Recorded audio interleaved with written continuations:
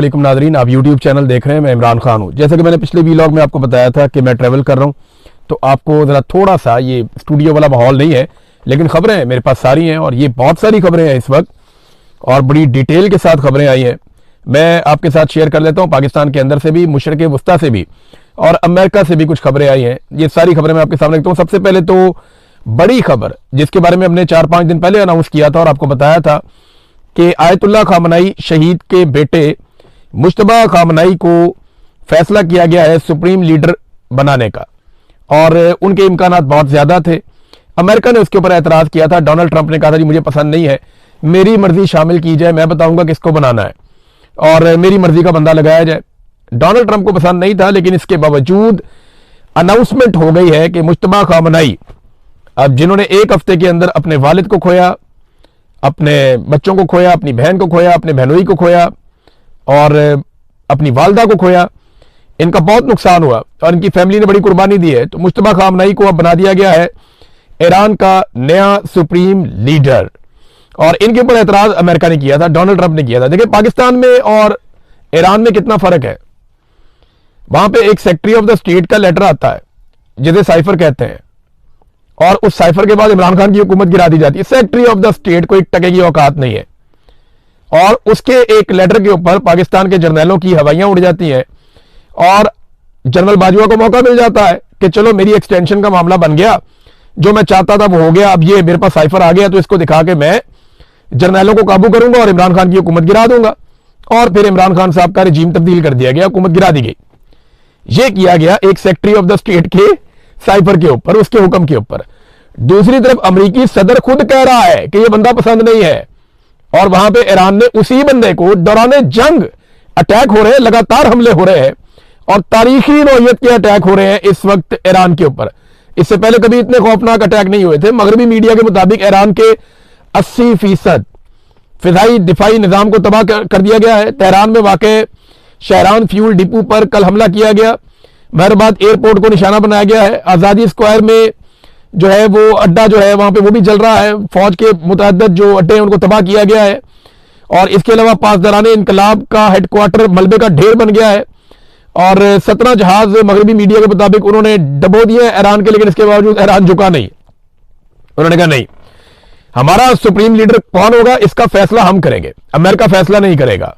तो पाकिस्तान में तो इंपोर्टेड हुकूमत आ गई थी ना और तब से लेकर अब तक हमारे पास एक अर्दली वजीर आजम है जो जहां पे जूता देखता है, कीमती जूता देखते ही पॉलिश शुरू कर देते हैं।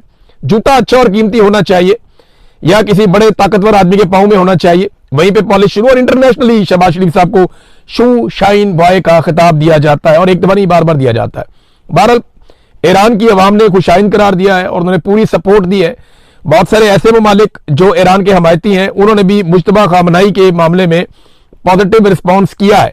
अमेरिका को यह बिल्कुल पसंद नहीं आया। नाज़रीन, अब तेल की कीमतों पे आ जाए। आलमी मंडी में $100 से क्रॉस कर गई हैं। जब मैं ये वीडियो रिकॉर्ड कर रहा हूं तो इस वक्त $104 फी बैरल आलमी मंडी में तेल की कीमत है। अब अमेरिकी सदर डोनाल्ड ट्रंप कहते हैं कि ये वापस कम हो जाएंगी, ये तो हम थोड़े दिनों में मार कुटाई करेंगे ईरान की, हम उनके एटमी असासे खत्म कर देंगे और चीजों को खोल देंगे और सारा कुछ नॉर्मल कर देंगे। आबनाए हुर्मुज़ को भी हम खोल देंगे। मामला यह है कि आबनाए हुर्मुज़ में अमेरिकन अपने शिप ही ले जाए कम से कम। वो दुनिया के वो मालिक को कहते हैं कि अपने शिप वहां से गुजार लो, कंपनियों को कहते हैं कि अपने शिप वहां से गुजार लो, जबकि अपने शिप जिनके ऊपर हथियार लगे हुए हैं उनको आबनाए हुर्मुज़ से दूर ले जाते हैं। रीजन क्या है? अमेरिकन अच्छी तरह समझते हैं कि यहां पे खतरा है और ईरान सचमुच मारेगा। लिहाजा डोनाल्ड ट्रंप को लगता तो है कि वो ये बंदिश खोल देंगे, लेकिन ईरान ये कह रहा है कि हम इस लड़ाई को लंबा लेकर जाएंगे। बल्कि ईरान के अंदर से उनकी हुकूमत ने कहा कि हम इस लड़ाई को वहां तक ले जाएंगे जहां तक डोनाल्ड ट्रंप का मिड टर्म इलेक्शन आ जाएगा और मिड टर्म इलेक्शन में डोनाल्ड ट्रंप इबरत का निशान बन जाएगा। हम इस लड़ाई को वहां तक ले जाएंगे। तो डोनाल्ड ट्रंप ने कहा तेल सस्ता वापस हो जाएगा और वो लोग बेवकूफ हैं जो ऐसा नहीं समझते। तो पता चल जाएगा, वक्त बताएगा बेवकूफ कौन है और नेतन्याहू की बातों में कौन आ गया। अमेरिका ने एक बड़ा हुक्म जारी किया है सऊदी अरब के हवाले से और याद रखिएगा ये बहुत बड़ी डेवलपमेंट है, छोटी बात नहीं है। अमेरिका ने कहा कि सऊदी अरब से तमाम अमेरिकी सफीर या सफारती अमला जितना भी है वो सारा निकल जाए फौरन। इसका मतलब आप समझते हैं, ये आखिरी ऑप्शन होता है कि अब बड़ी जंग शुरू होने लगी है, सफीरों को भी निकालो यहां से। नॉर्मली वो क्या करते हैं, अपने शहरियों को कहते हैं आप निकल जाएं, नॉर्मली वो क्या करते हैं, अपने खास खास लोगों को कहते हैं आप निकल जाएं, और जो सफारती अमला है वो मौजूद रहता है। लेकिन अमेरिका ने सऊदी अरब के अंदर अपने सफारती अमले को भी कह दिया निकल जाओ। ऐसा लगता है कि उनके दिमाग में कोई बड़ा खेल चल रहा है, कुछ बड़ा वहां पे होने जा रहा है। देखिए अब अमेरिका चाहता क्या है, इसके ऊपर मैं आपको यहां पे एक स्टेटमेंट निकाल के देता हूं, और ये बाकायदा अमेरिकन कह रहे हैं, अपने मुंह से कह रहे हैं कि अरबों को इस लड़ाई में शामिल होना चाहिए। अमेरिका अकेला ईरान से नहीं लड़ सकता, ये अमेरिकी हुक्मरान कह रहे हैं। और यहां पे जो स्टेटमेंट है मेरे पास, ये स्टेटमेंट सेनेटर लिंडसे ग्राहम ने दिया है, जो डोनाल्ड ट्रंप के बहुत करीबी साथी हैं। वो ये कहते हैं कि अमेरिका अकेला ईरान से नहीं लड़ सकता, अब अमेरिकी इत्तेहादी अरब मुल्कों को भी लड़ना पड़ेगा। मैं अरब दोस्तों को कहता हूं कि अमेरिका ने ईरान को मारा है और ईरान ने अरब मुल्कों को मारा है। क्या अरब मुल्कों ने भी ईरान को मारा है? नहीं। तो अब यह काम करना होगा, वरना अमेरिकी इत्तेहादी मुआहदे आपको नहीं मिलेंगे। अब अमेरिका यह चाहता है कि अरब ममालिक इस लड़ाई में उतरे। अरब मुल्कों ने आखिरी लड़ाई कब लड़ी थी, आपको याद है? 1967 में इन्होंने आखिरी लड़ाई लड़ी थी अकेले इसराइल से, और उस लड़ाई में इसराइल ये क्लेम करता है कि वो जंग जीत गया था, बड़ी बहादुरी से उन्होंने लड़ी थी। देखिए ना, इसराइल जीत ही गया था ना, तभी तो आज तक फलस्तीन आजाद नहीं हो सका। अगर तो अरब लड़ाई जीत जाते तो आज फलस्तीन एक रियासत होता, फलस्तीन एक अलग मुल्क होता। तो अरब ममालिक इकट्ठे भी इसराइल से उस वक्त नहीं जीत सके थे, तो उनकी जंगी काबिलियत का तो आपको अंदाजा है। अब जब ये अरब खुद नहीं लड़ेंगे तो लड़ाएंगे किसको? ये पाकिस्तान को लड़ाएंगे। पाकिस्तान की फौज जो है वो एक प्रोफेशनल लड़ाका फौज है, और उसको लड़ाने के लिए मुंह में पानी आ जाता है जिसको भी लड़ाई लड़नी होती है। और पाकिस्तान के फील्ड मार्शल को तलब भी किया गया था कि जनाब इधर आए, हाजिरी दें, आपको बहुत पैसा दिया हुआ है, आपके पास बड़े वसाइल हैं। एक फौज और भी बनाई गई थी, इस्लामिक फोर्स, जिसके 54 इस्लामी मुल्क, पता नहीं 52 इस्लामी मुल्क थे, उनकी एक बहुत बड़ी फोर्स बनाई गई थी, इस्लामी फोर्स थी। उसने फलस्तीनियों को तो कभी आज़ाद करवाया नहीं, उसने कश्मीरियों को भी कभी आज़ाद नहीं करवाया, उसने लबनान के ऊपर और गजा के ऊपर बमबारी को कभी नहीं रुकवाया। लेकिन वो फोर्स अब किधर है? राहील शरीफ साहब उसके हेड बनाए गए थे, फोर्स किधर है? कहां है वो सारे फौजी? और अब पाकिस्तान के बारे में ये दावे किए जा रहे हैं कि खबरें आ रही हैं, अभी इसमें कंफर्मेशन नहीं है, कि पाकिस्तान 1 लाख ट्रूप्स भिजवा सकता है अरब ममालिक की हिफाजत के लिए, खास तौर पर सऊदी अरब की हिफाजत के लिए। तो ये एक बहुत बड़ा सौदा होगा सऊदी अरब और पाकिस्तान के बीच में, क्योंकि ये कहा गया कि सऊदी अरब पर हमला, पाकिस्तान पर हमला। लेकिन सवाल यह है कि क्या पाकिस्तान पर हमला भी सऊदी अरब पर हमला समझा जाएगा? क्या अगर कभी पाकिस्तान की भारत से लड़ाई होती है तो सऊदी अरब अपना तेल, अपने वसाइल, अपने ज़खायर, अपना पैसा इस लड़ाई के अंदर झोंक देगा? जैसा कि पाकिस्तान से यह तवक्को की जा रही है कि पाकिस्तान ऐसा करे। मेरा यहां पे एक सवाल है कि ओआईसी कहां गई? देखिए ना, वो एक तंजीम थी जो मुसलमानों को जहां पे भी दुनिया में तकलीफ होती है तो वो आ जाती थी तंजीम, और आकर बैठती थी, कहते थे हम बात करेंगे। कश्मीरियों के मामले पे ओआईसी, फलस्तीनियों के मामले पे ओआईसी।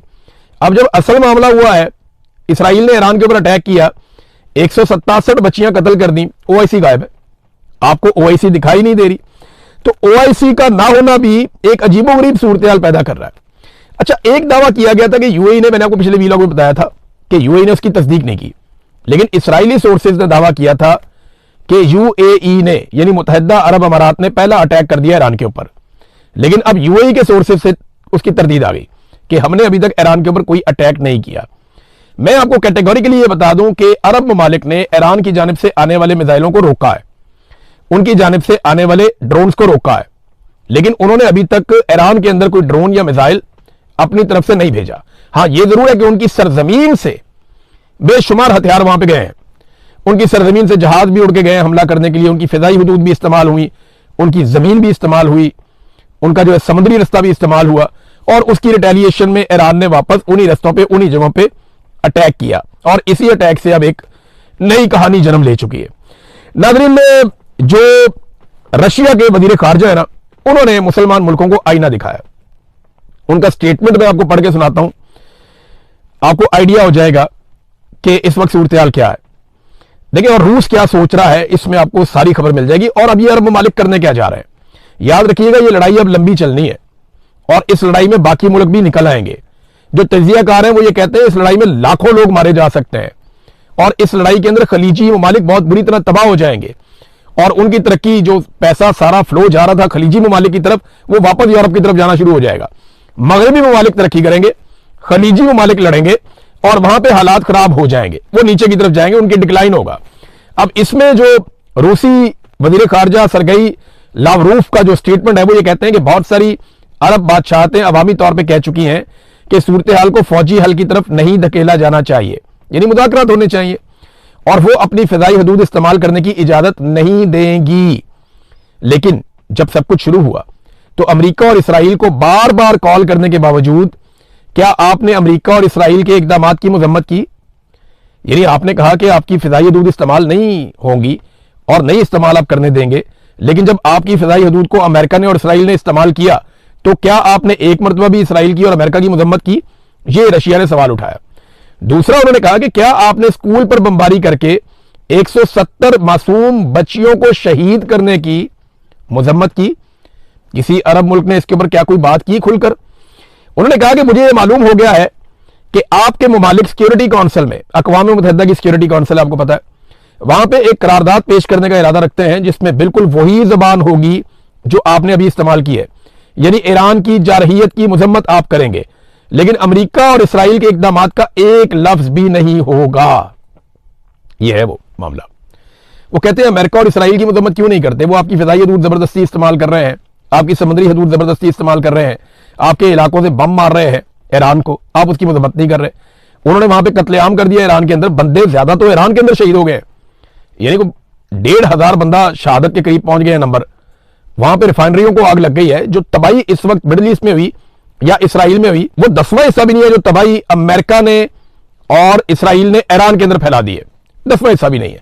उन्होंने बहुत तबाही फैलाई है। तो ईरान की पसली है कि वो सब्र से ना सिर्फ मार खा रहा है बल्कि वो लगातार रिटेलिएशन भी कर रहा है, और ईरान ने वो बंदोबस्त कर लिया है कि रास्ते की सारी रुकावटें उन्होंने अब दूर कर ली हैं। अब जब ईरान मारेगा तो ज्यादा नुकसान करने की पोजीशन में होगा, क्योंकि ईरान ने बहुत सारे रेडार तबाह कर दिए हैं। गुज़िश्ता 24 घंटों में ईरान के दावे के मुताबिक उन्होंने खित्ते में अमेरिका के 4 मजीद रेडार तबाह कर दिए हैं, और ये third anti missile defence system के जो है वो रेडार थे। और देखिए ना, जब आप रेडार को हटा देते हैं तो फिर जो आपका एयर डिफेंस सिस्टम है वो कमजोर पड़ जाता है, वो डायरेक्शनलेस हो जाता है, उसको पता नहीं चलता कि अब क्या करना है। यहां पे एक मिसाइल उड़ता है बहरीन से, उसकी वीडियो है बाकायदा, और बहरीन से ही उड़ता है और बहरीन में गिर जाता है करीबी शहरी इलाके में। अब ये मिसाइल यहां से उड़ के यहीं पे गिर रहा है, इसका मतलब वो डायरेक्शनलेस मिसाइल है और वो अपने निशाने की तरफ नहीं गया। रीजन क्या है कि इससे जुड़े हुए जो टेक्निकल सारे इक्विपमेंट है वो ईरान ने बहुत हद तक तबाह किया है। तो ईरान अब टारगेट अचीव कर सकता है इसराइल के अंदर भी, खलीजी ममालिक के अंदर भी।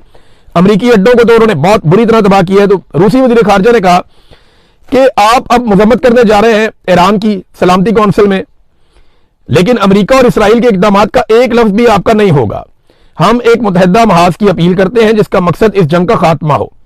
सिर्फ यह कहना कि ईरान को मुअस्सर जवाब देने का हक नहीं है, इसका मतलब यह है कि आप अमेरिका और इसराइल को हौसला दे रहे हैं, उनकी हौसला अफजाई कर रहे हैं, और यह मंतक के दलील के खिलाफ है। बड़े लंबे अरसे से ये वजीर खारजा है और इनका स्टेटमेंट जो है वो सबके लिए सोचने की बात है कि वो मुसलमान मुल्क भी नहीं है, लेकिन उन्होंने जो स्टेटमेंट दिया वो और तरह का है, और वो सूरत को भांप गए हैं कि होने क्या जा रहा है। देखिए ना, अमेरिका ने जब ये लड़ाई शुरू की तो अमेरिका ये कहता था हम तो ईरानी अवाम के लिए लड़ रहे हैं, ईरानी अवाम को आज़ादी दिलाएंगे, और अब ईरान में पूरी तरह तबाही हो रही है और ईरानी अवाम का कत्लेआम हो रहा है।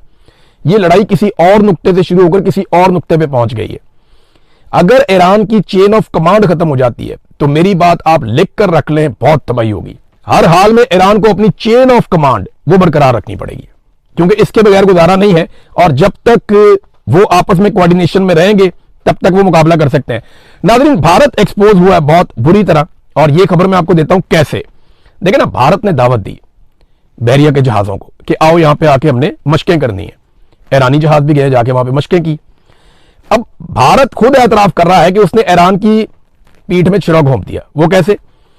वो खुद से ये बता रहे हैं, जनरल उपेंद्र ये खुद से बता रहे हैं कि जनाब हमारे इसराइल के साथ स्ट्रेटेजिक ताल्लुकात हैं, हमने अपने पानियों में ऐसा कुछ नहीं हुआ, लेकिन जब हमारे पानियों से निकलकर बैनुल अक़वामी पानियों के अंदर ये ईरान का जहाज चला गया तो तब हमने इसराइल को बता दिया कि जनाब इसका मुकाम क्या है और ये किस जगह पे है, तब इसराइल ने उसको तबाह कर दिया।